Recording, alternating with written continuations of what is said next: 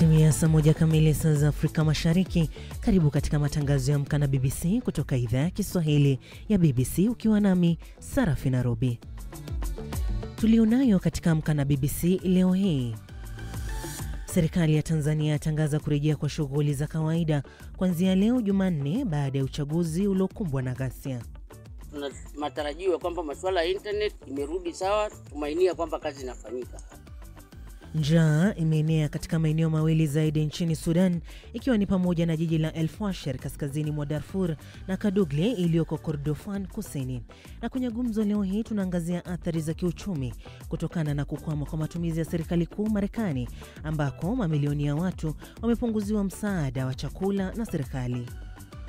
Inakadiriwa kwamba zaidi ya biashara ndogo milioni 33, hii ni takriban 99% biashara zote nchini Marekani, ambazo pia zinatoa zaidi ya ajira milioni 61, ambayo ni 46% ajira zote binafsi. Hizo zimekwama.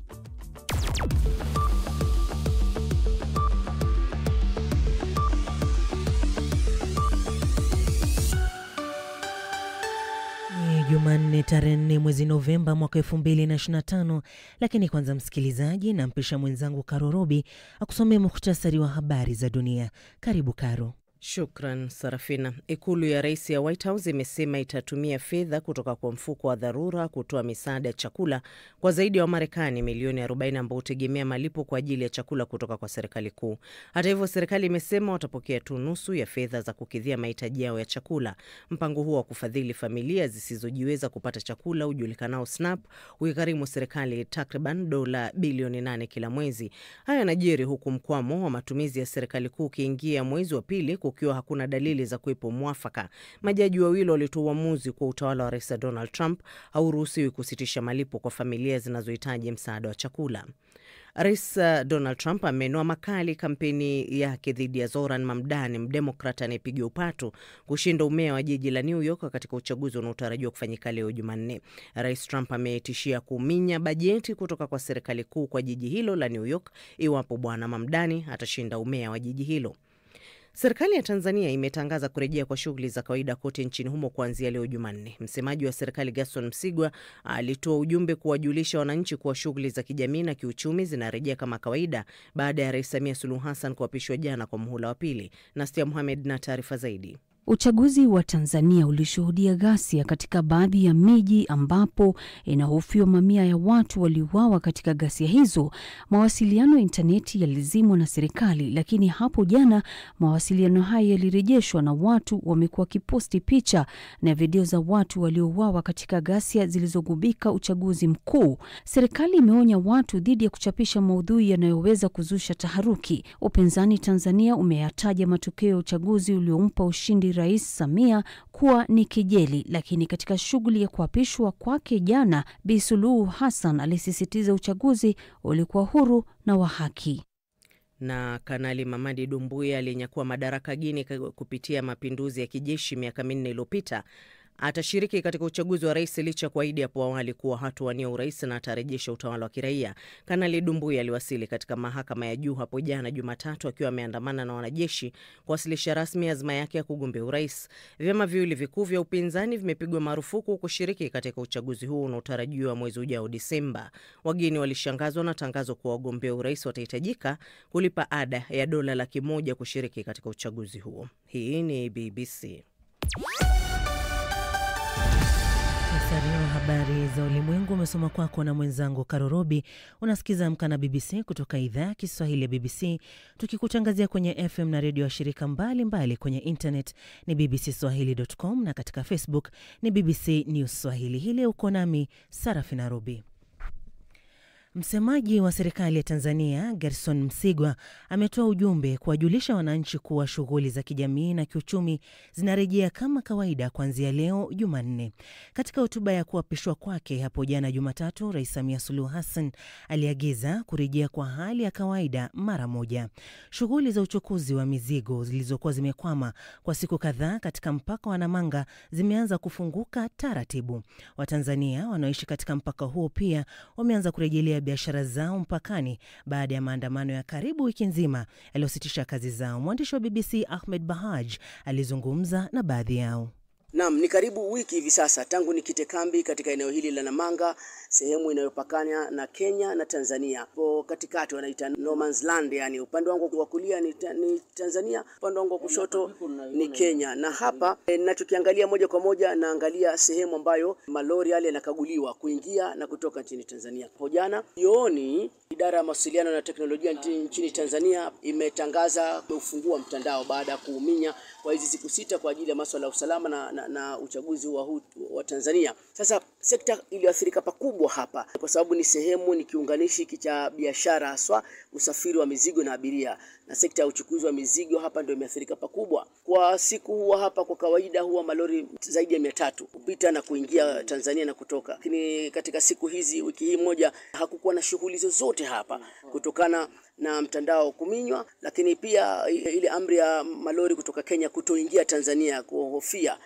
ile ajenda ya kuvuruga masuala ya usalama. Nipo na mmoja wa maajenti ambao anafanya biashara hapa katika eneo hili la mizigo.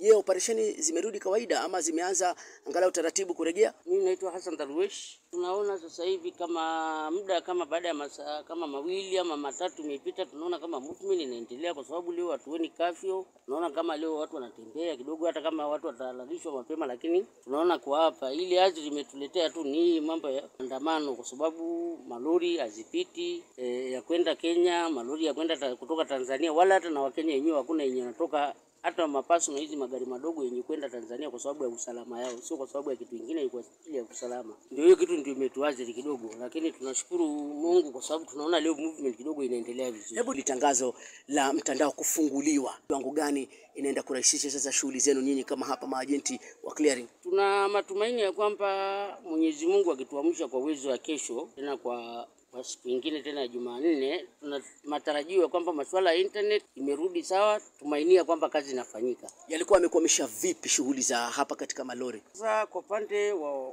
kukilia kama sisi imetuathiri, na pande vile vile hata ya serikali vile vile imeathiri, kwa sababu serikali wanaingiza uchumi wao kwa kuizi mabasi malori kutoka na kuingia na wanatoka.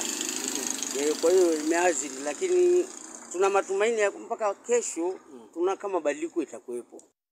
Sasa mtandao umerejea nchini Tanzania tangu jana jioni, wakati watu wanaendelea na mawasiliano ya kijamii kujibu titiri wa jumbe zilizowafikia wakiwa bila mtandao. Wafanyabiashara nao wanaendelea kuhesabu hasara walioipata kutokana na kukosekana kwa mtandao.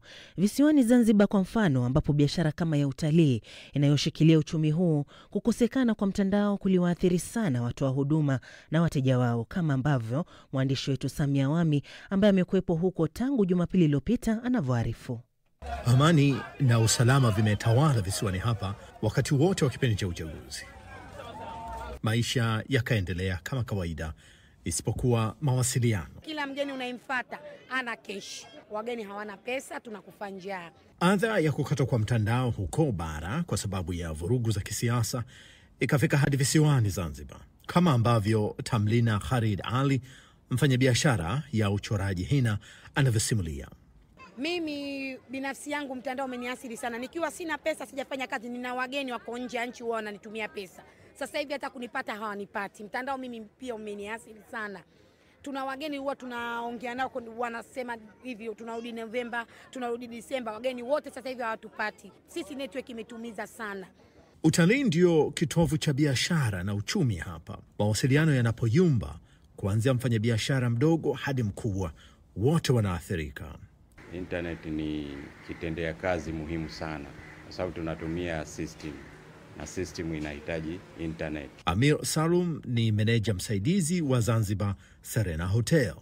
Email, kufanya malipo, communication, wageni wanashindwa kucommunicate na familia zao. Kwa hiyo kwa kweli imeathiri. Sasa kwa mfano kama kwenye malipo mnafanyaje sasa kama hamwezi kupokea au wao hawezi kuwatumia pesa, mnafanyaje? Tuna risk, maana naweza nikakwambia ni kurisi kwa sababu inabidi umjazishe mgeni manual form, akupatie credit card namba yake, mpaka hapo internet itakaporudi ndio tuweze kucharge. Sasa kuna wengine wanaweza wakaenda baadaye wakapotea kwa sababu ni kuriski. Una uhakika huyo mgeni akiondoka hapa Zanzibar kama mtakuwa na communication tena. Wengine wanakuwa wana refuse kabisa, hawajibu email. Huduma ya usafirishaji pia haijaachwa salama hapa. Visiwa hivi huagiza na kutuma bidhaa mbalimbali, kuanzia zile za vyakula hadi vifaa vikubwa vya viwandani. Wadau wa sekta hiyo kama Ahmed Salim Saif anaeleza namna gani ambavyo biashara katika kampuni yake ya Kisiwani Enterprise ya kutuma na kupokea mizigo kwa njia ya meli imeathirika. Containers zinaingia bandarini lakini haziwezi kufanyika kazi yote. So internet hakuna. Ni kama shughuli gani kwa mfano ambazo hamwezi kufanya sasa kwa sababu hamna mtandao? Kwanza hatuwezi kuangalia manifesti, hatuwezi kuloji dokumenti tukapata dokumenti ya TRA kwenda kulipia benki. Ili tuweze kuloji dokumenti iwekwe system. Tuloji dokumenti tukalipie benki, alafu yake tuweze kufanya compare na kuanza kutoa mzigo bandarini. Kuanzia mwananchi wa kawaida anayeangalia TikTok hadi mfanyabiashara mkubwa anayetuma na kuagiza bidhaa nje ya visiwa hivi, wote wameathirika. Lakini kwa wengi hapa, faraja ya kuvuka uchaguzi pasipo kashikashi ya kuzuiliwa mizunguko, ndugu au jamaa kuumizwa au hata kuuawa kama ambavyo hutokea miaka mingine, imewatia moyo kuvuta subra hadi pale mtandao uliporejea. Samia Wami, BBC, Unguja, Zanzibar. Na sasa tuelekee nchini Sudan ambapo njaa imeenea katika maeneo mawili zaidi nchini humo, ikiwa ni pamoja na jiji la El Fasher kaskazini mwa Darfur ambalo lilitekwa na wanamgambo wa kikosi maalum cha Rapid Support Forces yani RSF wiki iliyopita. Mji mwingine uliotajwa ni Kadugli ulioko jimboni Kordofan Kusini. Na Steha Mohamed na taarifa zaidi. Hali ya mapigano inaendelea nchini Sudan imekatiza shughuli za kupeleka bidhaa muhimu za matumizi kwa waathiriwa wa vita hivyo, hasa chakula, hivyo kuongeza janga hilo la kibinadamu kuzorota zaidi. Ndiyo ripoti ya hivi karibuni kwa chini ya kipindi cha mwaka mmoja. Kundi hilo la Umoja wa Mataifa limeonya kwamba maeneo mengine 20 karibu na mji wa Al-Fasher na Kadugli pia yapo kwenye hatari ya njaa. Hali hiyo huenda ikaendelea kwa kipindi cha miezi mitatu ijayo. Mashirika ya misaada yanaripoti maelfu ya watu kuhama, wengi wao wakiwa wanawake, watoto na wazee ambao wanakimbia vita katika eneo la Al-Fasher kufuatia kudhibitiwa kwa mji huo na waasi wa kundi la RSF. Maelfu ya watu wameondoka mji wa Al-Fasher, wengi wakiukimbia, ila kuna maelfu zaidi ambao bado wako katika mji huo wa Al-Fasher na hawana chakula, maji au msaada wa matibabu ambao wanahitaji kwa dharura. Ni bayana kuwa mfumo wa afya nchini Sudan umeharibika. Ripoti hiyo inasema karibu watu nusu milioni wanakumbwa na njaa tangu mwezi Septemba. Mapigano kati ya jeshi la Sudan na ile ya waasi wa kundi la RSF yamesababisha vifo vya maelfu na mamilioni ya watu kulazimika kuhama makazi yao. Kundi hilo la waasi la RSF lilidhibiti mji wa Al-Fasher Oktoba 26 kutoka kwa wanajeshi wa jeshi la Sudan. Vita vilivyoanza miaka 2.5 iliyopita kati ya RSF na jeshi la Sudan vimesababisha njaa kali na utapiamlo kuenea kote Sudan, pamoja na mamilioni ya watu kulazimika kuhama makazi yao na pia kusababisha vita vya kikabila huko Darfur. Shirika hilo la IPC linatambulika kimataifa kwa kutathmini athari ya njaa, lakini matokeo yake yamekumbwa na ukosoaji kutoka kwa serikali ya Sudan. Na sasa tuelekee viwanjani na Victor Kenani. Shukran sana Sarafina. Tunaanza na soka ambapo klabu ya Morocco Renaissance Berkane miongoni mwa timu zilizopewa nafasi ya juu katika upangaji wa makundi wa CAF Champions League licha ya kwamba hawajawahi kushiriki mashindano hayo hapo awali. Upangaji wa makundi sasa unaonekana hivi. Kundi la kwanza linajumuisha Al Ahly ya Misri, Mamelodi Sundowns kutoka Afrika Kusini, Esperance ya Tunisia na Renaissance Berkane kutoka Morocco. Kundi la pili lina Simba SC kutoka Tanzania, Young Africans yani Yanga pia kutoka Tanzania, Pyramids ya Misri na Al Hilal kutoka Sudan. Kundi la tatu nalo linajumuisha Petro Luanda kutoka Angola, FAR Rabat kutoka Morocco, Mauludia Alger ya Algeria na Rivers United kutoka Nigeria. Kundi la 4 lina JC Kabylie kutoka Algeria, Stade Malien kutoka Mali, Saint Eloi Lupopo kutoka DR Congo na Power Dynamos ya Zambia. Tukiachana na hayo, Bayern Munich wametangaza mapato ya rekodi ya mwaka ya dola bilioni 1.13 sambamba na kumchagua tena Herbert Hainer kuwa rais wa muhula wa 3 wa miaka mitatu. Tangazo hilo lilitolewa wakati wa mkutano mkuu wa wanachama wa klabu hiyo ambapo mapato yao kwa msimu wa mwaka 2024-2025 yalikuwa 2.8 zaidi ikilinganishwa na msimu uliopita.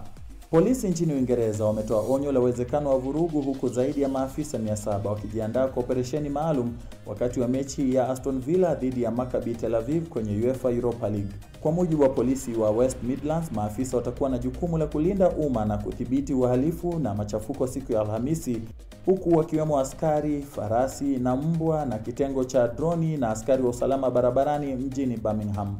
Waandamanaji wanaounga mkono Palestina wamepanga maandamano wakitaka mechi hiyo ifutwe. Wakala wa mpira wa mguu nchini Uingereza amekamatwa kwa madai ya kumtishia mchezaji wa ligi kuu ya Uingereza kwa bunduki. Mchezaji huyo mwenye umri wa miaka 20 alilengwa jijini London mnamo tarehe 6 mwezi Septemba. Tukio hilo limeelezewa kuwa ni tukio la kutisha sana kwa mchezaji huyo ambaye jina lake haliwezi kutajwa kwa sababu za kisheria. Klabu ya mchezaji huyo imethibitisha kuwa inafahamu kuhusu tukio hilo. Na sasa tukimalizia na tennis, Carlos Alcaraz na Jannik Sinner watacheza mchezo wa maonyesho nchini Korea Kusini mwezi Januari, siku 8 tu kabla ya kuanza kwa Australian Open. Wawili hao watakutana katika Hyundai Card Supermatch mjini Incheon tarehe 10 Januari, huku Australian Open ikianza rasmi huko Melbourne tarehe 18 mwezi Januari. Wachezaji hao ambao walikutana katika fainali 3 kati ya 4 za Grand Slam za mwaka 2025 wamechukua mataji 9 kati ya 10 makuu yaliyopita kati yao. Nitakomea spoti hapo kwa sasa. Shukran na kwako Sarafina.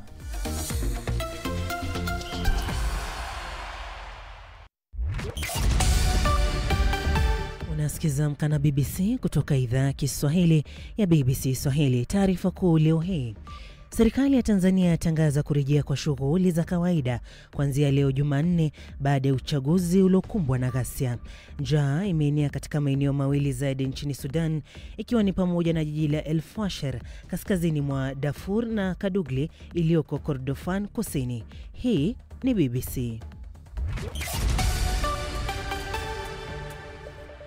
Bila shaka msikilizaji, unaendelea kusikiza Amka na BBC. Mvutano kuhusu usafiri katika anga ya Somalia uliongezeka hapo jana, huku serikali ya shirikisho ya Somalia na jimbo linalojitawala la Somaliland ikitoa maagizo yanayokinzana kuhusu visa na kuyaweka mashirika ya ndege na wasafiri katika hali ngumu. Kuliangazia hili kwa kina, nimezungumza na mchambuzi Dr. Hassan Isaac Harun anayeanza kwa kuelezea kiini cha mvutano huu. Mtu yoyote akiwa anakuja Somalia, aende upande wa Somaliland ama aende wapi, basi visa ile anatoa akipitia Somalia, kama hakuji Mogadishu, inamaanisha hiyo visa ataenda kulipia ile jumbo ingine za Somalia kama Somaliland ama Puntland. Lakini wakati ambao hii visa imeanza, walilazimisha kuwa kila mtu alipie hiyo visa zake, kijiandaa kutengeneza kuitisha hiyo visa yao kwa ile visa. Na hiyo inamaanisha kuwa sasa yule mtu ambaye anaenda Somalia, kwa mfano ukitaka kuenda Somaliland na huna shughuli yoyote upande ya Mogadishu ama Puntland, basi utabidi ulipe visa mbili, kwa sababu Somaliland pia wamesema kwamba visa yoyote ambao inalipiwa kwa upande wa serikali kuu haitakuwa ikinafaisha hawa. Kwa hivyo wao wameamua watume wenye ambao watakuja na hiyo visa waende wailipie visa ambaye ile ya Somaliland. Lakini shida ni kuwa hiyo taarifa sasa ni wakati ambao kila mtu ameanza kushughulikia kulipa ile visa ya Somaliland na ya Puntland, ikaleta sasa kwa mwananchi wa kawaida waanze kulipa visa mara mbili. Ya pili ni utakuta wale mawaziri kutoka Somaliland ambayo wanaenda nchi za nje wakitaka kuingia Somalia, sasa wamelazimika walipe ile visa ambao walilazimishwa kwa ile airlines ambao saizi wangeleta hiyo passengers ama hawa maofficials hapa Somaliland, lazima wailipie ile serikali kuu. Athari yake imekuwa vipi hasa kwa wasafiri ambao walikuwa labda wanatarajia kusafiri kuelekea kama ni huko Puntland ama Somalia? Madhara ni kwamba kwanza lazima watalazimika kulipa mara mbili hiyo visa, na hiyo inamaanisha kuwa sasa gharama ya kulipia visa kwenda nchi moja itakuwa ni nyingi kabisa mno. Ya pili, utakuta hasa Somaliland hawataki kukubali hiyo maagizo ambayo ilipeanwa na serikali kuu, wakisema kwamba Somaliland naye waanze kusema kwamba hewa yao hakuna ndege ambaye itatumia kama hamtaki kulipa visa zetu. Kwa hivyo inaweza kuwa sasa airlines wafikirie kwamba kufly Somalia itakuwa riski, hasa ukifly upande ya Somaliland. Ya tatu ni ile mazungumzo ambayo hapo awali ile serikali za jumbo zilikuwa naye. Hata Somaliland walikuwa na representative huko kwa serikali kuu. Sasa itamaanisha kuwa mahusiano kidogo ilikuanga, basi itakuwa ni ngumu kabisa. Mamilioni ya Wamarekani walipunguziwa msaada wa chakula kutoka kwa serikali kutokana na mkwamo wa shughuli za serikali ambao umedumu kwa miezi miwili sasa. Haya yanajiri huku ajira za mamilioni ya Wamarekani pia zikiwa mashakani tangu shughuli za serikali kukwama, huku Rais Donald Trump akiweka bayana kuwa hana mipango ya kufanya mashauriano na wanademokrat kukwamua tatizo hilo. Kwenye gumzo hii nimezungumza na Mubelo Bandio, mchambuzi wa masuala ya Marekani, kufahamu athari za kiuchumi za mkwamo huu. Mpaka sasa ni wengi, takriban inasemekana wanaohitaji hiyo SNAP ni takriban watu milioni 42 na kitu. Kwa hiyo tunazungumzia takriban 12% ya wananchi wote wa Marekani. Hii inahusisha wazee, kuna wale ambao wana mahitaji maalum, kuna wale ambao wana kazi katika kipato cha chini, na kuna wale ambao mfumo tu wa maisha hapa, labda wana watoto wengi, ni mzazi mmoja, haumruhusu kupata kazi ambayo inaweza kumwezesha kufanya kwa muda utakaotosha kujilisha. Kwa hiyo zaidi ya 12% ya Marekani nategemea hiyo SNAP, na ndio ambao hivi sasa katika hiyo hali tete. Na serikali inahitaji kiasi gani cha fedha kukidhi mahitaji ya watu?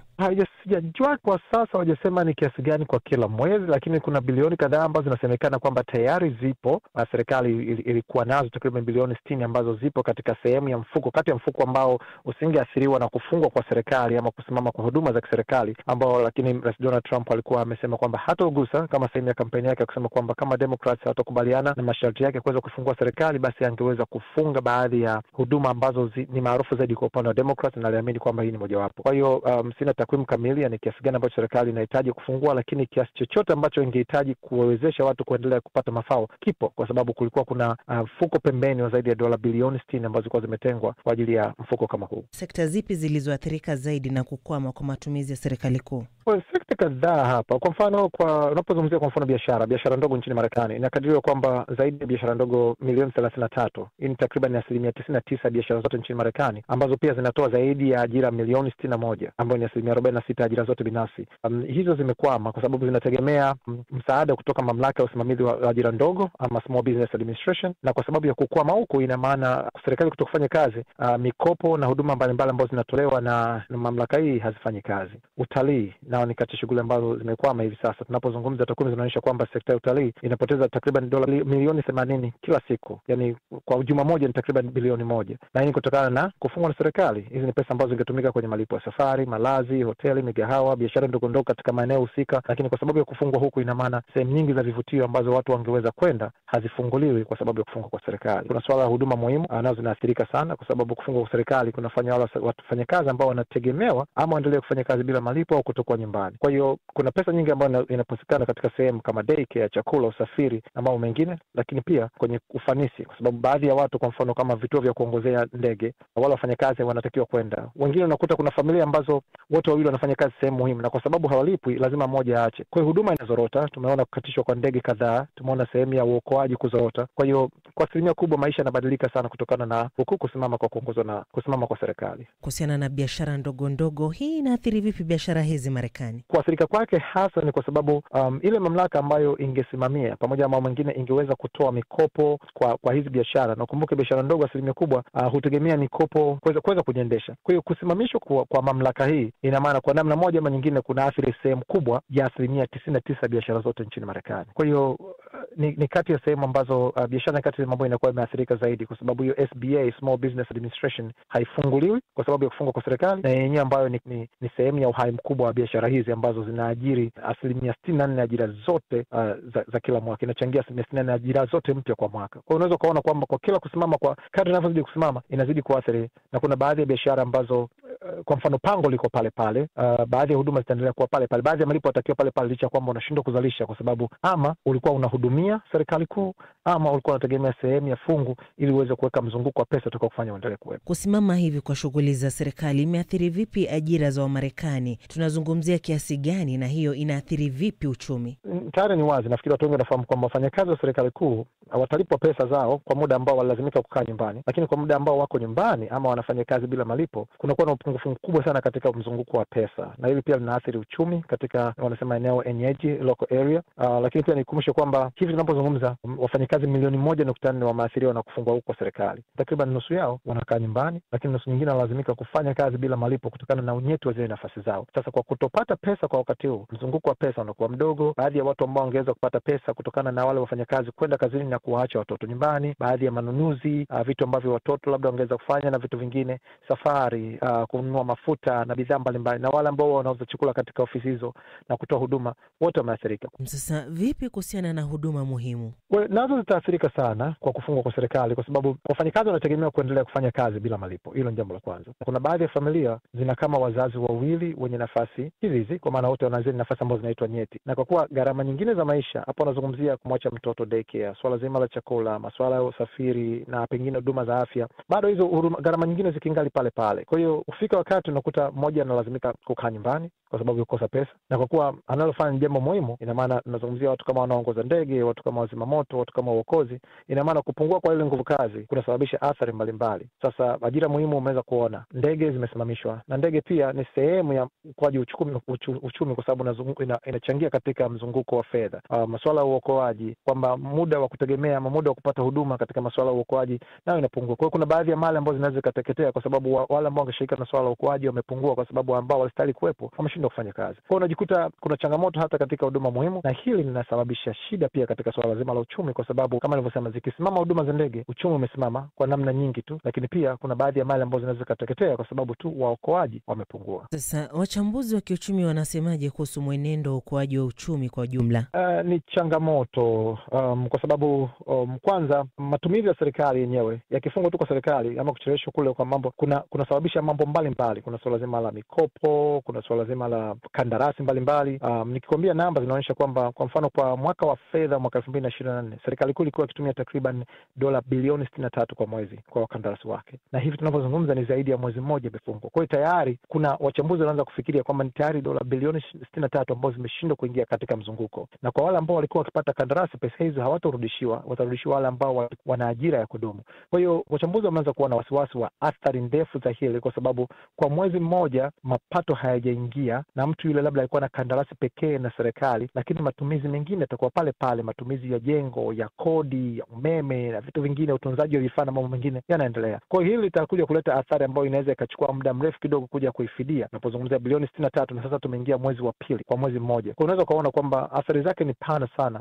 hasa kutokana na namna ambavyo kuna kutegemewa kwa serikali katika kutoa mikopo, lakini pia katika kuweka kandarasi mbalimbali ambazo zinaendesha uchumi wa nchi. Kuna mwanga wa haya kuwa na afueni? Hapana, hali bado ni tete, kwa sababu sio tu kuna uwezekano wa sasa kuvunja rekodi wa hii kuwa shutdown ndefu zaidi, lakini pia msimamo pande mbili. Naona Republican wanasema kwamba hawatajadiliana na Democrats kuhusiana na madai ama maombi yao kuhakikisha kwamba ule msaada wa serikali wa kupunguza gharama za bima kwa wale wanaotumia ule mpango wa bima ya afya nafuu zamani kama Obamacare, wamesema hawatofanya majadiliano nao.